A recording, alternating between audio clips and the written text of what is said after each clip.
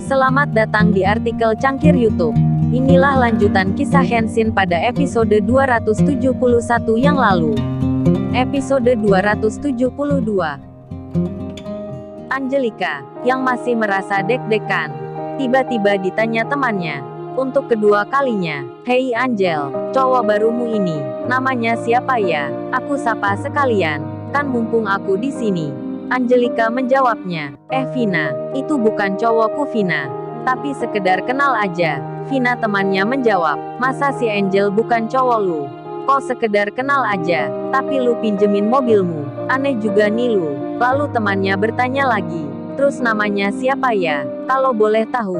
Angelika menjawabnya, "Oh itu Vina, namanya Kenshin."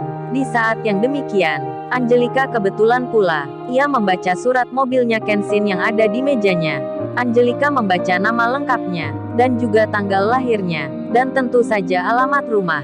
Yang kemarin tak sengaja, ia datangi bersama Denny, sang manajer restoran. Angelika pun tak menyangka, pria yang dikiranya cleaning service kemarin yang dibenci dan dimarahinya, ternyata menjelma menjadi tuan muda, anak pemilik perusahaan, dan di tangannya saat ini, dipegangnya surat mobil mewah. Angelika pun merasa, pertama kalinya ini, ia melihat yang seperti ini. Di lain tempat, di kamar rawatnya Ririn, petugas yang mengirim makanan, menyampaikan pesan dari Kenshin. Petugas itu masuk ke kamar, kemudian bilang, "Permisi Bu, ini dari masnya yang satunya. Masnya tadi bicara, masih ada keperluan di luar." Petugas itu lalu memberikan bingkisan yang berisi nasi dan roti, serta pula minuman. Iwan pun bertanya di hati, kemana Kenshin ini ya? Ada perlu apa emangnya? Di sela itu ia malah ditanya Ririn, "Oh ya Mas Iwan, Kenshin kemana ya? Kok dari tadi belum ke sini?" Iwan rada bingung menjawabnya, karena ia sendiri pun juga bertanya. Namun Iwan segera berkata, sampai-sampai lupa, ia kelepasan bicara. Iwan tak sengaja bilang, "Oh itu Mbak Ririn, barangkali Kenshin lagi teleponan sama Mbak Kaori. Jadi ya gitu deh Mbak Ririn. Biasa lama bicaranya." Waduh gawat-gawat, Iwan benar-benar lupa berkata seperti itu. Hingga Ririn pun bertanya, "Maksudnya apa ya Mas Iwan? Kenshin sama Mbak Kaori, apa Mbak Kaori tahu ya kalau saya di sini?" Mendapat tanya tersebut, Iwan langsung tersadar. Ia kemudian bilang, "Oh itu Mbak Ririn, maaf aku tadi kelepasan bicara. Soalnya udah terbiasa bercanda sama Kenshin, jadi langsung bilang seperti itu. Nggak ada maksud lain kok Mbak Ririn. Atau emang benar, Kenshin memberitahu juga ke Mbak Kaori kalau Mbak Ririn ini lagi di rumah sakit?" Ririn yang mendengar penjelasan Iwan, ia pun merasa aneh. Namun demikian, Ririn tak bertanya lagi tentang hal itu. Lalu terdengar ibunya Ririn bicara, "Ayo Mas Iwan, ini dimakan dulu ya. Kasian kan yang membelikan. Kamu juga Rin makan ya. Ibu suapin. Ini ada bubur pula." Ririn pun mengiyakan. Begitu pula dengan Iwan. Bang Hotman sendiri kini ada di kantornya bos besar. Bang Hotman melaporkan. Beliau pun bilang, "Maaf ya bos, saya mau memberitahukan kalau baru saja saya dari kantor bank menangani masalahnya Pak Andi. Ternyata Pak Andi itu bos memang benar-benar ditipu orang. Bos tahu nggak orang yang melakukannya?" Bos besar pun bertanya, "Siapa itu Hotman?" Bang Hotman pun menjawabnya, "Itu bos. Dia seorang pengusaha yang suka main belakang. Pekerjaannya kotor dan culas. Menawarkan kerjasama, namun nyatanya banyak yang ditipu. Itu dia Pak Kyoto, pengusaha asal Jepang, yang suka pakai kaki tangan. Apa baiknya kita laporkan saja bos?" Bos besar pun menjawab, "Jangan dulu Hotman, kan masalah Pak Andi, pihak bank sudah tahu. Berarti temannya Pak Andi jadi kaki tangan pengusaha tersebut. Nah kalau ada laporan lebih lanjut, kamu bisa tangani itu. Untuk saat ini, kerja saja seperti biasa." Bang Hotman lalu menjawab, "Baik bos. Oh ya, saya tadi ketemu tuan muda pagi-pagi sekali saat mau ke rumah Pak Andi. Bahkan bersama ke situ. Tumben bos tuan muda pakai mobil sendiri. Emang mau kemana ya?" Bos besar pun menjawabnya, "Oh itu Hotman, Kenshin keluar semenjak malam. Kata security rumah, temannya lagi sakit, butuh bantuan Kenshin. Bang Hotman menyahut. Oh jadi gitu ceritanya. Baiklah bos, saya permisi dulu.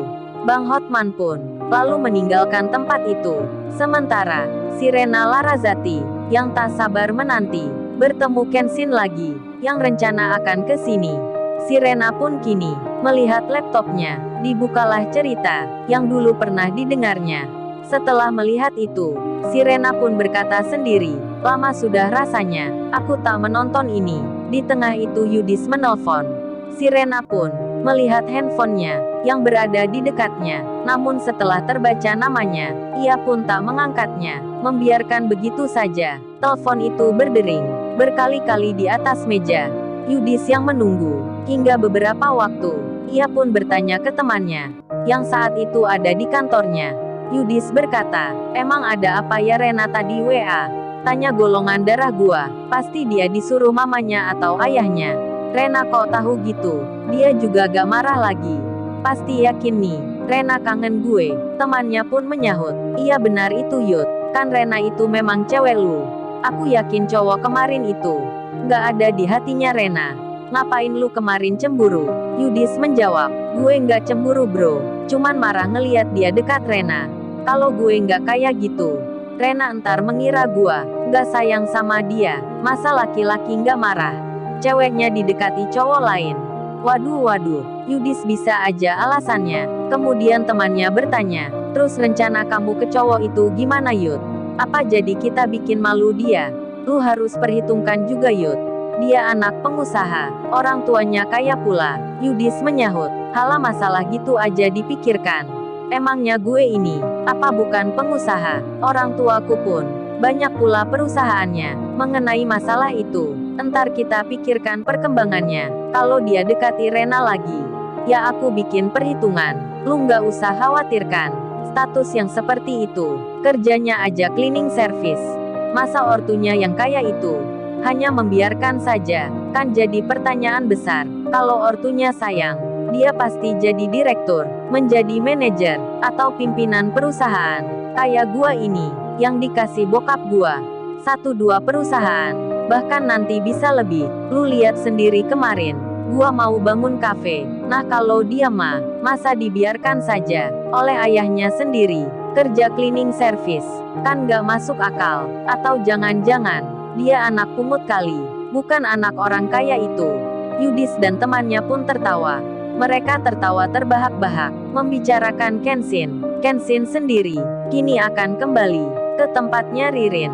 Dengan tersenyum Kenshin menyapa, hai Rin, kamu udah merasa baikan ya? Aku turut senang nih, ini Iwan Rin, yang tak kusangka, mempunyai hal yang sama denganmu. Tadinya aku khawatir Rin, gak bisa menemukan orang. Kenshin langsung bicara banyak, dan Ririn pun melihatnya, dengan tersenyum pula. Kemudian Ririn berkata, terima kasih banyak ya Ken. Kamu dan Mas Iwan udah menolongku. Aku nggak tahu gimana harus membalasnya. Kenshin menjawabnya, kamu bicara apa Rin? Udah jangan berpikir kayak gitu. Coba tanya Iwan aja. Wan, apa kamu mau balasan Wan? Iwan menyahut, sumpah 1000 kali bro, aku nggak mengharap hal itu. Kenshin menyahutnya, itu kan Rin kamu dengar sendiri. Jadi kita emang suka membantu kamu, ataupun orang lain, tanpa mengharap pamrih, ataupun mengharap balasan. Ririn pun mendengarnya, ia pun tersenyum, wajahnya nampak senang. Kemudian ia bicara, Ririn bertanya, oh ya Ken, Mbak Kauri kok nggak diajak sekalian masuk ke sini ya, kan kasihan kalau di luar. Kenshin terkejut mendengar pertanyaan itu. Di saat yang sama, Kauri yang di tempat kerjanya, ia mendapat kabar dari staf perusahaan. Kauri membaca pesan yang ada di WhatsApp-nya. Staf itu memberitahukan kalau Ririn yang kemarin pernah ke sini mengisi meeting pekerjaan, saat ini lagi dalam perawatan di rumah sakit. Kauri diberitahu oleh staf itu nanti pulang kerja agar ikut bersama menjenguknya, dan Kauri pun mengiyakan.